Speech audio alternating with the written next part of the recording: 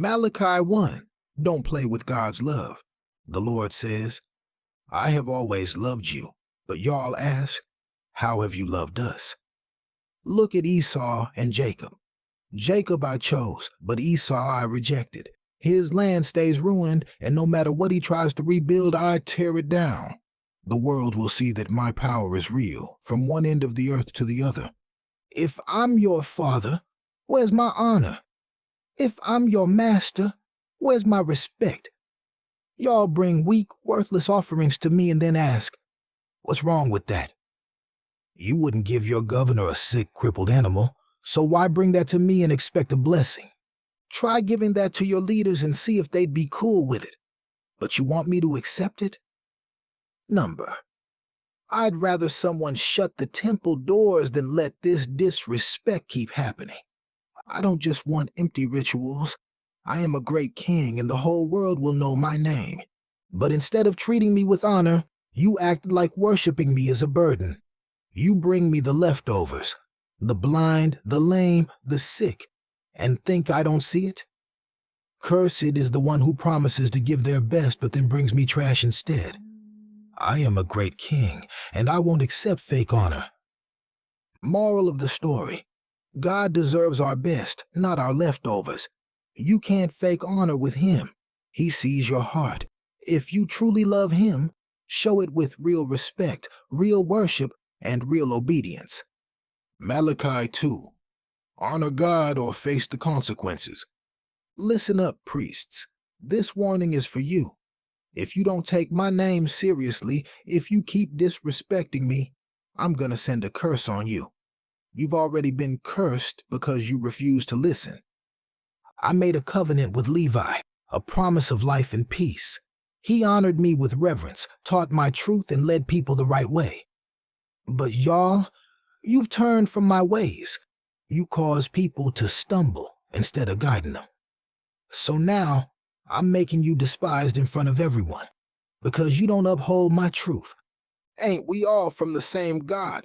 So why are y'all out here betraying each other? Judah has been unfaithful, disrespecting the covenant by marrying women who worship false gods. Anyone who does this will be cut off from my presence. And then y'all wonder why I don't accept your offerings. You cry at the altar, but here's why I'm not listening. You've broken faith with your own wives. You promised to love and protect them, but you turned your back on them. I was there when you made that vow. I hate divorce and men who abuse their wives.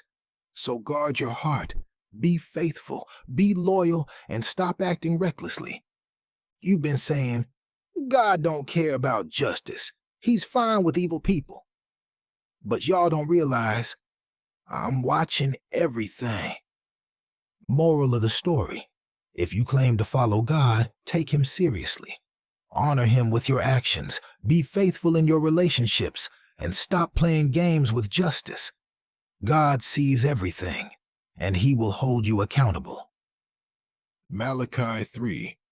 God is coming, so get right. The Lord says, I'm sending my messenger to prepare the way, and then suddenly, the one you've been waiting for, the Lord himself, will show up at his temple. But are you ready? When he comes, he's coming like a refiner's fire, burning away everything impure, cleaning up the priests so they can finally offer true worship. I don't change. That's the only reason y'all ain't been wiped out already. But you've turned away from me. Come back, and I'll come back to you. Then y'all ask, how have we turned away? Let me tell you, you've been robbing me. Robbing you? How? By holding back your tithes and offerings. That's why things ain't been working out for you. You're living under a curse because you refuse to give me what's mine. Test me on this. Bring your full tithes into my house and watch what I do. I'll open up the windows of heaven and pour out so much blessing you won't have room for it. I'll protect what you have, make sure your crops grow, and stop anything that tries to take from you. Then all nations will look at you and see that you are blessed. But y'all have been talking crazy, saying, what's the point of serving God? The wicked are the ones getting rich, and nothing bad happens to them. But let me tell you, there's a record being kept. Those who truly honor me, I see them, and when the time comes, I'll make them mine. When I bring judgment, you'll see the difference between those who serve me and those who don't. Moral of the story: you can't cheat God and expect blessings. Honor Him with what you have, and He will take care of you. He sees everything, and when the time comes, He will separate the faithful from the fake. Stay faithful. It'll be worth it. Malachi 4. The final warning and the final promise. The day is coming when the wicked will be burned up like dry grass. They'll be completely destroyed. Nothing left, no roots, no branches. But for those who fear my name, the Sun of Righteousness will rise with healing in its wings. You'll be free, full of joy, running like calves let out of a stall. On that day, you will walk over the wicked, and they'll be like dust under your feet. That's what's coming, and I'm the one making it happen. Remember the laws I gave Moses. Stay faithful to what I commanded.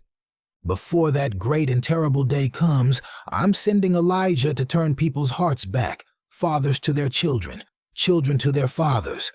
If they don't turn, judgment is coming. Moral of the story: judgment is real, but so is restoration. The wicked will fall, but those who stay faithful will rise. Turn to God while there's still time, because when that day comes, there won't be any second chances.